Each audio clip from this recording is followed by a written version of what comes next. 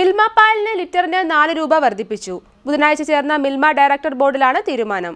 June 1 മുതൽ പുതിയ വില പ്രാബല്യത്തിൽ വരും. പാൽ ഉൽപ്പന്നങ്ങൾക്കും വില വർദ്ധിപ്പിക്കും.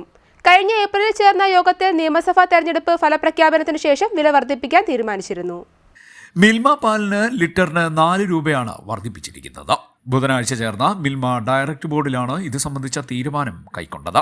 വർദ്ധിപ്പിക്കുന്ന തുകയിൽ 2.5% മിൽമയ്ക്കും 0.75% ക്ഷേമനിധിയിലേക്കും മാറ്റിവെക്കും. 0.5% പ്ലാസ്റ്റിക് നീക്കാനായും നൽകാനാണ് തീരുമാനിച്ചിരിക്കുന്നത്. കഴിഞ്ഞ ഏപ്രിലിൽ ചേർന്ന യോഗത്തിൽ നിയമസഭാ തെരഞ്ഞെടുപ്പ് ഫലപ്രഖ്യാപനത്തിന് ശേഷം വില വർദ്ധിപ്പിക്കാൻ തീരുമാനമെടുത്തിരുന്നു. വർദ്ധിപ്പിച്ച വിലയുമായി ബന്ധപ്പെട്ട് 3 രൂപ 35 പൈസ കർഷകർക്ക് ലഭിക്കും.